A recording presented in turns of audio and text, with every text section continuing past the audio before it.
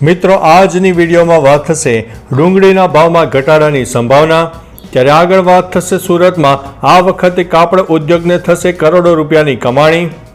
અમેરિકાએ ભારતને 1400થી વધુ પ્રાચીન વસ્તુઓ પરત કરી છે। અમદાવાદ મુંબઈ નેશનલ હાઈવે પર 15 કિલોમીટર લાંબો ટ્રાફિક જામ જોવા મળ્યો। નાગપુરમાં 14 કરોડનું સોનું ઝડપાયું છે। નવસારીના સુપા ગામમાં તોફાની વાંદરો પિંજરામાં પુરાયો છે। પીએમ મોદીને નાઇજીરિયામાં સર્વોચ્ચ સન્માન મળી ગયું છે। ત્યારે વાત થશે ગુજરાત પોલીસનું મહત્વનું પગલું સામે આવ્યું।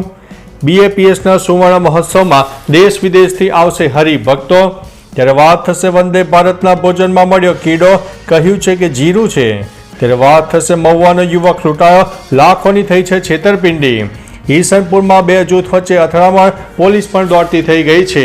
ત્યારે વાત થશે વિકાસ યાદવે કહ્યું છે કે મારા જીવન ઉપર ખતરો છે।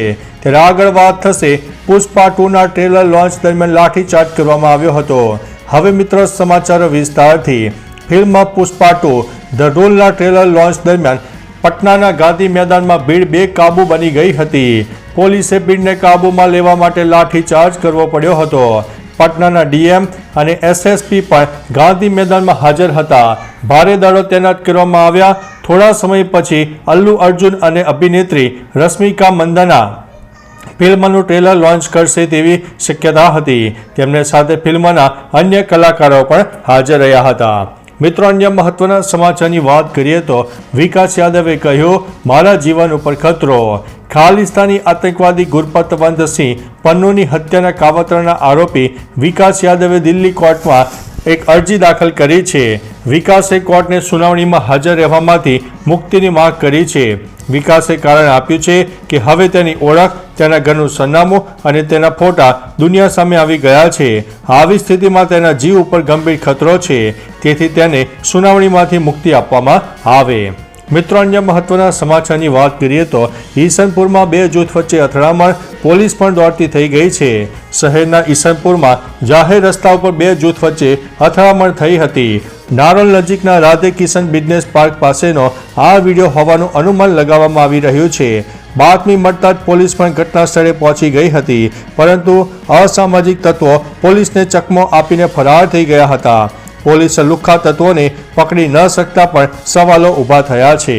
મિત્રો અન્ય મહત્વના સમાચારની વાત કરીએ તો મહુવાનો યુવક લૂંટાયો, લાખોની થઈ છે છેતરપિંડી। ભાવનગરમાં મહુવાના એક યુવક સાથે 4 બદમાશોએ 22.90 લાખની છેતરપિંડી કરી છે। પીડિત યુવકને ક્રિપ્ટોકરન્સીમાં સારું વળતર મળે તેમ કહીને લાલચ આપવામાં આવી તો તે ફસાઈ ગયો હતો।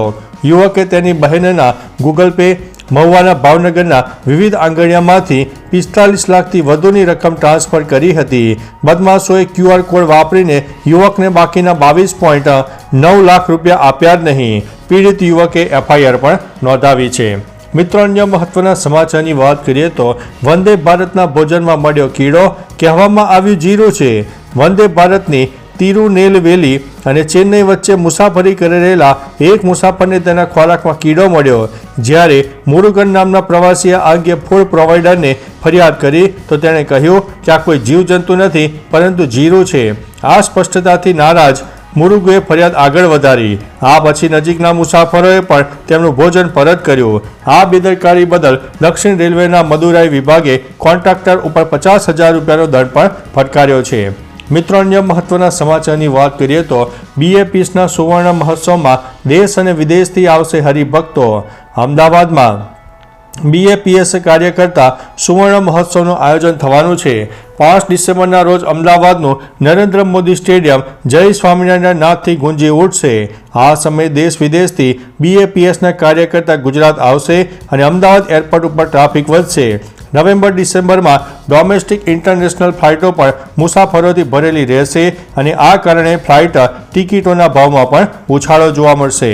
મિત્રો અન્ય મહત્વના સમાચારની વાત કરીએ તો ગુજરાત પોલીસનું મહત્વનું પગલું। પોલીસની વર્તણૂકમાં જો અસભ્યતા જોવા મળે તો તેમની વર્તણૂક વિરુદ્ધ ફરિયાદ નોંધાવવા માટે હેલ્પલાઇન નંબર અંગે સોશિયલ મીડિયા પર પોસ્ટ શેર કરીને જાણકારી આપવામાં આવી છે।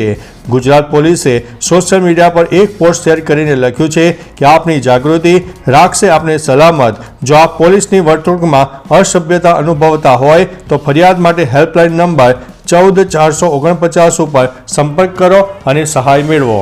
મિત્રો, અન્ય મહત્વના સમાચારની વાત કરીએ તો પીએમ મોદીને નાઇજીરિયામાં સર્વોચ્ચ સન્માન મળ્યું છે।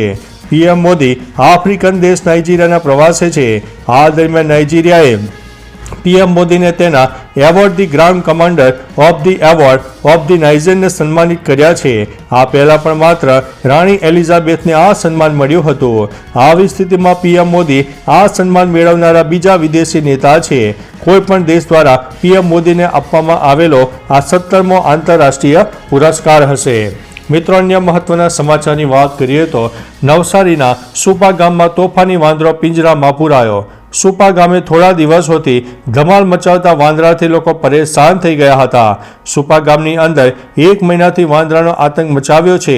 ગ્રામજનો પાછળ દોટ મૂકીને હુમલો કરતો હતો અને તેઓ ઘાયલ પણ લોકો થતા હતા। ગામમાં આ વાંદરો મહિલા અને બાળકો પર હુમલો ન કરે તેવો ગ્રામજનોમાં ભય હતો। ત્યારે છેલ્લા 3 દિવસથી આ વાંદરાના હુમલો વધતા ગ્રામજનોએ વન વિભાગને જાણ કરી હતી અને અંતે તેને પકડી લેવામાં આવ્યો છે। મિત્રો, અન્ય મહત્વના સમાચારની વાત કરીએ તો નાગપુરમાંથી 14 કરોડ રૂપિયાનું સોનું ઝડપાયું છે। મહારાષ્ટ્ર વિધાનસભા ચૂંટણીને ધ્યાનમાં રાખીને સમગ્ર રાજ્યમાં પોલીસ અને તપાસ એજન્સીઓ એલર્ટ ઉપર છે। ચૂંટણી આચારસંહિતા લાગુ થયા બાદ તમામ પર નજર રાખવામાં આવી રહી છે। આ સંદર્ભે મુંબઈમાં 80 કરોડની ચાંદી બાદ હવે નાગપુરમાં 14 કરોડથી વધુની કિંમતનું સોનું જપ્ત કરવામાં આવ્યું છે। ચૂંટણીને ધ્યાનમાં રાખીને તપાસ એજન્સીઓ અને પોલીસ રાજ્યમાં થઈ રહેલી ગતિવિધિઓ ઉપર ચાંપતી નજર પણ રાખી રહી છે। મિત્રો, અન્ય મહત્વના સમાચારની વાત કરીએ તો અમદાવાદ નેશનલ હાઈવે પર 15 કિલોમીટર લાંબો ટ્રાફિક જામ જોવા મળ્યો છે। અમદાવાદ મુંબઈ નેશનલ હાઈવે 48 પર વાહનોની લાંબી કતારો જોવા મળી હતી। કીમ નદીના ઓવરબ્રિજ પર ડામર પાથરવાની કામગીરીને લઈને હાઈવે ઉપર લાંબો ટ્રાફિક જામ થયો। નેશનલ હાઈવે 48 પર છેલ્લા 10 કલાકથી 15 કિલોમીટર લાંબો ટ્રાફિક જામ થયો। ઝડપથી હાઈવે ઉપર ટ્રાફિક હળવો થાય એ દિશામાં national highway authority of India વિભાગની ટીમે કામગીરી પણ હાથ ધરી હતી। મિત્રો, અન્ય મહત્વના સમાચારની વાત કરીએ તો અમેરિકાએ ભારતને 1400થી વધુ પ્રાચીન વસ્તુઓ પરત કરી છે। અમેરિકાએ ભારતની 1400 કરતાં વધુ વારસાને પરત કર્યા છે। પીએમ મોદીના અથાગ પ્રયત્નો બાદ આવું શક્ય બન્યું છે। જે પ્રાચીન અવશેષોને અમેરિકાએ પરત કર્યા છે તેમ એમથી 1980ના દાયકામાં ચોરવામાં આવેલી પથ્થરની મૂર્તિ અને 1960ના દાયકામાં રાજસ્થાનમાંથી ચોરેલી મૂર્તિ આ પ્રકારે 1400થી વધુ પ્રાચીન વસ્તુઓ સામેલ છે જેને અમેરિકાએ ભારતને પરત મોકલાવી દીધી છે। આ અવશેષોની કુલ રકમ $1 કરોડ અમેરિકી ડોલરની આસપાસ થઈ રહી છે। મિત્રો, અન્ય મહત્વના સમાચારની વાત કરીએ તો સુરતમાં આ વખતે કાપડ ઉદ્યોગને થશે કરોડો રૂપિયાની કમાણી। આખા દેશમાં સુરતનું કાપડ ઉદ્યોગ જાણીતું છે કારણ કે તે કાપડનું હબ છે। દર વર્ષે અહીં કરોડો રૂપિયાનો બિઝનેસ થાય છે। હવે લગ્નની સિઝન શરૂ થઈ ગઈ છે, સાથે અન્ય તહેવારોની આશા છે કે આ વર્ષે કાપડ ઉદ્યોગમાં 50,000 કરોડ રૂપિયાનો વેપાર થઈ શકે છે। આ વખતે વન પીસ લહેંગા અને એથનિક વિયર્સની ઘણી ડિમાન્ડ છે। સાડી અને ડ્રેસીસ સેમી વેસ્ટર્ન તો ઓલ ટાઈમ ફેવરિટ પણ રહેતા હોય છે। મિત્રો, અન્ય મહત્વના સમાચારની વાત કરીએ તો ડુંગળીના ભાવમાં ઘટાડાની સંભાવના। તાજેતરમાં ડુંગળી 80 રૂપિયા કિલો સુધી પહોંચી ગઈ છે। આવનારા દિવસોમાં ડુંગળીના ભાવમાં ઘટાડો થઈ શકે છે। ડુંગળીના ભાવમાં 10થી 15 રૂપિયાનો ઘટાડો થઈ શકે છે। વર્ષમાં ડુંગળીના 2 પાક લેવાય છે। પહેલો પાક નવેમ્બરથી જાન્યુઆરી વચ્ચે અને બીજો જાન્યુઆરીથી મે વચ્ચે લેવાય છે। તેથી નવેમ્બર જાન્યુઆરી વચ્ચે જે પાક લેવાનો છે તે શરૂ થતાં બજારોમાં ડુંગળીનો જથ્થો વધી રહ્યો છે। 15 દિવસ સુધી મોંઘી ડુંગળી પણ સસ્તી થઈ શકે છે। તો ચાલો મિત્રો, ફરીથી દેશ અને દુનિયાના સુપરફાસ્ટ સમાચાર લઈને મળતા રહીશો। ત્યાં સુધી અમને રજા આપશો। નમસ્તે।